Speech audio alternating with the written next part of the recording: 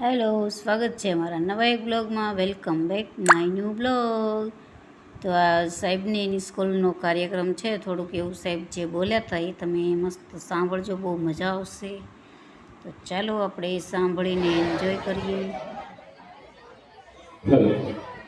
આજે 80મા સ્વાતંત્ર્ય પર્વ નિમિત્તે આપણે રામ મંત્ર મંદિર વિદ્યા સંકુલ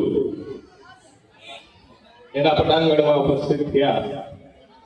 આજ રોજ આપણો રાષ્ટ્રીય કાર્યક્રમ અને એમાં દરેક બાળકોએ જે ઉત્સાહથી ભાગ લીધો, જે કૃતિઓ રજૂ થઈ એ રજૂ કરનારાઓ છે બાળકો ખૂબ જ મહાન છે, પણ આપણી તાળીઓ બહુ કંગાળ છે. એને તાળીઓના જોર ગંગરાટથી વધારવા જોઈએ, એનો પ્રાણ છે.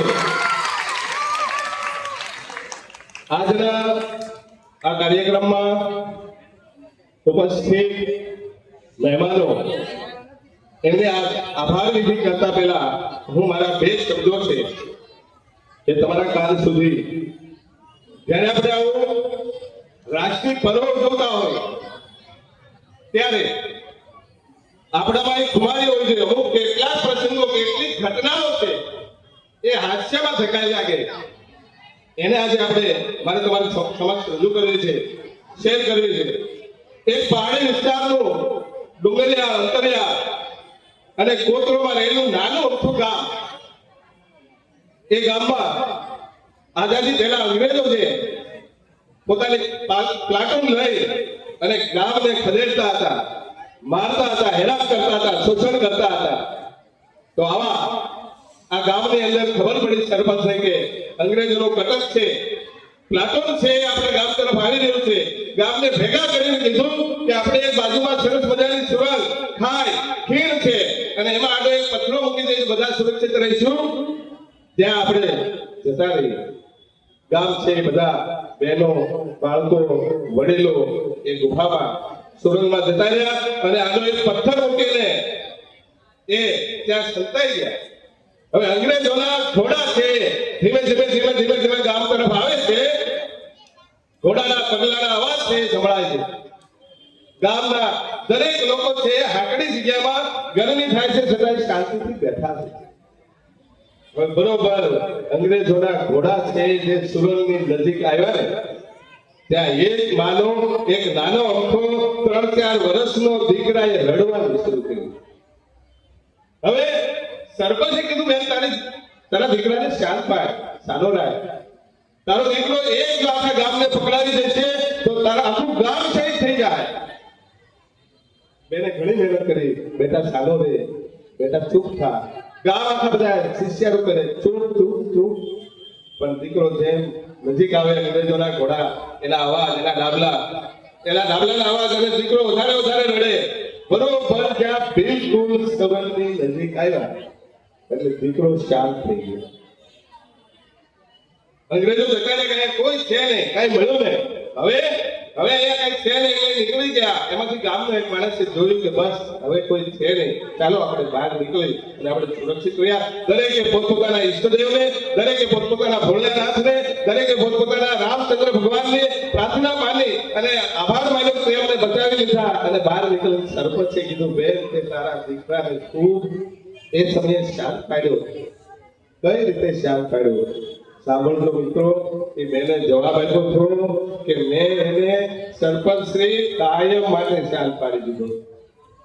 હવે ક્યારેય રડશે નહીં, હવે ક્યારેય મારે એને શાંત નહીં પાડવો પડે, એને કાયમ માટે શાંત પાડી દીધો છે. આવા નાના બાળકોના શહીદ થયેલા એવા બાળકોને આ પ્રસંગે યાદ કરવા જોઈએ, જે આશીર્વાદ કરે છે આપણા ઇતિહાસમાં નથી. અને બેને આગળ કીધું કે સરપંચ સાહેબ, આનો બાપ છે ને સરહદના સીમાડા હાથો શહીદ થઈ ગયો અને દેશના માટે જો બલિદાન આપી શકતો હોય તો એનો દીકરો નાનો અમથો એ ગામના લોકોને બચાવવામાં જો જાન ન આપી શકે તો મારી ખનેસાનું ધાવણ લાગે.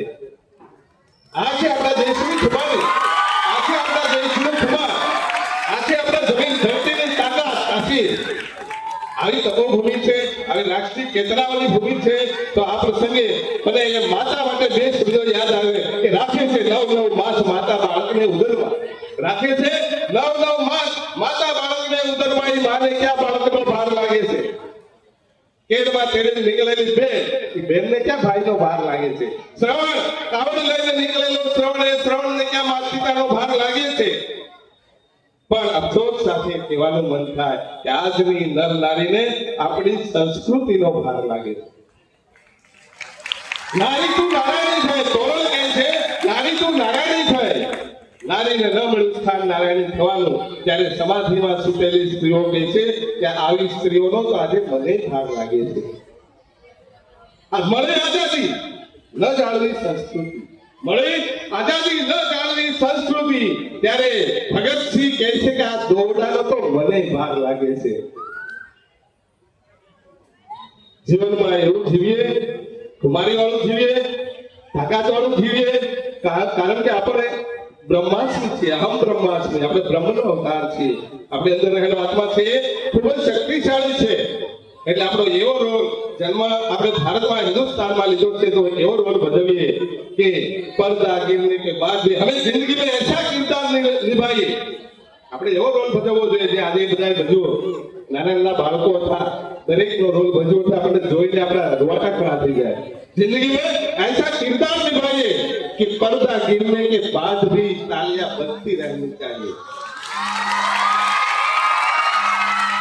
विशेष આજના પર્વ નિમિત્તે આપણી સંસ્થામાં ઉપસ્થિત મહેમાન શ્રી મુખ્ય મહેમાન શ્રી નરેન્દ્રસિંહ ગોહિલ સાહેબ તથા ટ્રસ્ટીઓ વિપુલભાઈ શાહ, હિતેનભાઈ શાહ, સંજયભાઈ રાજગુરુ તથા આરપી શાહ સાહેબ અને શાળાના આચાર્યશ્રી અને શાળાના સમગ્ર શિક્ષક ગણ દ્વારા આપનો સંસ્થા વતી ટ્રસ્ટ વતી ખૂબ ખૂબ લાગણીનો ભાવ, આભારની ભાવની લાગણી વ્યક્ત કરું છું. અસ્તુ. જય હિન્દ, જય ભારત. ખૂબ ખૂબ આભાર સાહેબ. પિરામિડની